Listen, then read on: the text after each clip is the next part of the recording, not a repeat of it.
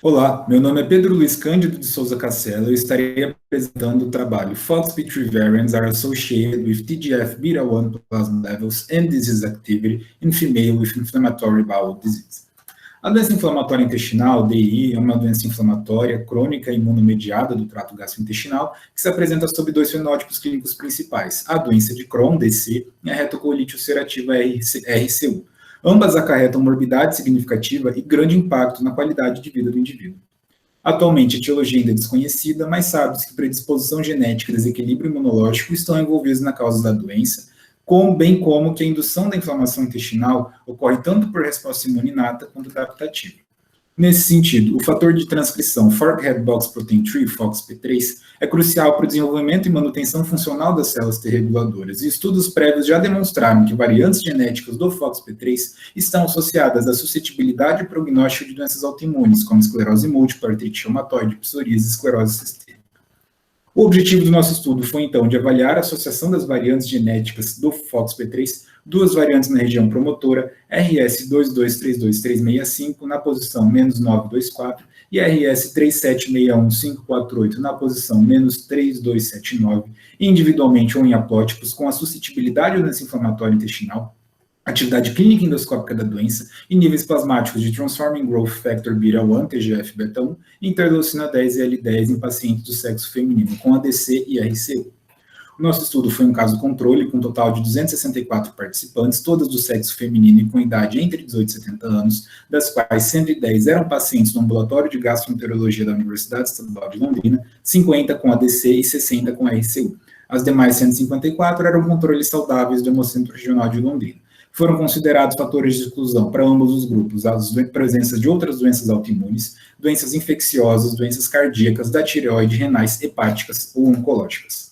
O diagnóstico da DI foi realizado por meio de score de avaliação clínica endoscópica, além da investigação histológica, radiológica e bioquímica para a doença de Crohn. Utilizamos esses dois índices e para retocolite ulcerativa utilizamos esses dois índices aqui. Para fins estatísticos, dividimos os pacientes em dois grupos, um grupo remissão /leve e outro grupo moderado /grave.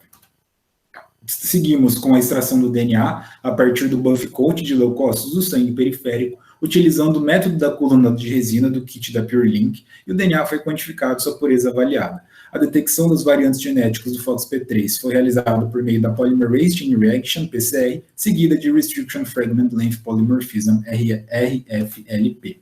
Na análise estatística, nós empregamos o teste do Q² para avaliar a associação entre as nossas variáveis categóricas e os grupos diagnósticos. As diferenças entre as outras variáveis contínuas foi avaliado utilizando o teste Mann-Whitney e o valor P foi ajustado por regressão logística. As variáveis categóricas foram expressas como números absolutos e porcentagem, enquanto as variáveis contínuas foram expressas como medianas e percentis. Em relação aos nossos resultados, os nossos participantes com a DI eram mais velhos e tinham um maior índice de massa corporal do que os controles. Na tabela 1, a gente pode verificar as características clínicas endoscópicas das pacientes com a DI.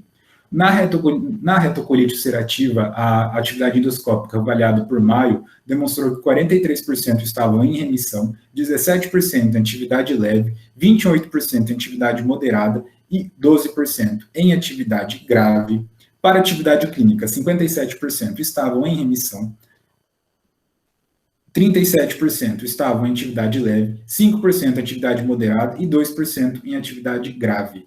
Para a doença de Crohn, 62% estavam em remissão na atividade endoscópica, 16% em atividade leve, 10% em atividade moderada e 12% em atividade grave, e na atividade clínica 60% estavam em remissão, 38% em atividade leve, 2% em atividade moderada e nenhuma em atividade grave. Em relação ao tratamento, a maioria das pacientes com RCU, isto é, 92%, estavam em uso de sulfasalazina ou aminosalicilatos, 13% estavam com corticosteroides, 18% com inibidores de TNF-alfa e 28% com azatioprina ou metotrexato. Para a doença de Crohn, 68% estavam com azatioprina ou metotrexato, 60% com inibidores de TNF-alfa, 10% com os corticosteroides e 18% com a sulfasalazina ou aminosalicilatos. A nossa tabela 2.1, ela apresenta a distribuição da nossa variante 924 e as frequências alélicas entre as nossas pacientes com a DI e com os controles. O que a gente pode verificar é que nos pacientes com ADC, a presença do alelo A em homozigose no modelo codominante foi mais elevada quando comparado aos controles, 22% versus 17%, com P 0.047. Além disso, houve uma tendência estatística em direção à associação entre a presença do alelo A da variante 924 com a doença de Crohn. Já a nossa tabela 2.2, ela apresenta a distribuição da variante 3279 e a frequência alélica entre os pacientes com DI e controles. Nos pacientes com RCU, a presença do genótipo AA no modelo recessivo foi maior, foi mais elevada em relação aos controles, 18% versus 5%, com valor P de 0.041.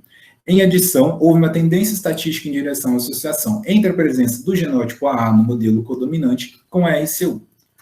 A nossa figura 1 demonstra os níveis plasmáticos de citocinas nas pacientes com DI e no grupo controle. E nós podemos verificar que os pacientes com a DI, com a retocolite ulcerativa e com a doença de Crohn, apresentaram níveis mais elevados, tanto de TGF-beta1 quanto de interleucina 10.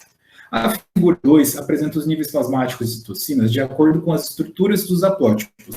O que nós podemos verificar é que os pacientes com os aplótipos de A recessivo apresentaram níveis mais baixos de TGF-beta1. Os nossos dados sugerem que esses aplótipos interferem na função das células T reguladoras, diminuindo a expressão do FOXP3, portanto, levando à redução dos níveis de TGF-beta1.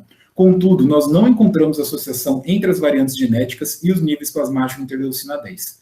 A figura 3 apresenta a atividade clínica endoscópica da doença de acordo com as estruturas haplotípicas. Nós não encontramos associação entre os genótipos das variantes 924 e 3279 com a atividade da doença. Contudo, notamos que pacientes com haplótipo GC dominante apresentavam CDIS, ou seja, atividade endoscópica reduzida, como aqui demonstrado na figura 3C, e uma maior frequência de pacientes no grupo remissão/leves. Com isso, nós concluímos que o genótipo AA da variante 924 foi associado a maior suscetibilidade à doença de Crohn, enquanto o genótipo AA da variante 3279 foi associado a maior suscetibilidade à RCU em mulheres, e que o haplótipo GA de ambas as variantes acarreta em cerca de 4 vezes maior chance de desenvolverem a ADI e 6 vezes mais chance de desenvolverem a RCU, quando comparadas às demais estruturas haplotípicas.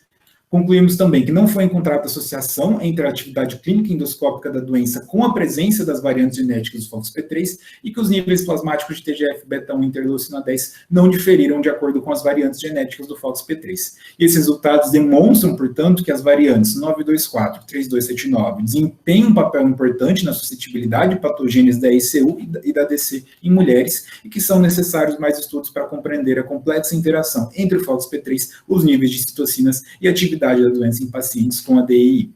Deixo algumas referências utilizadas nesse trabalho e meu muito obrigado.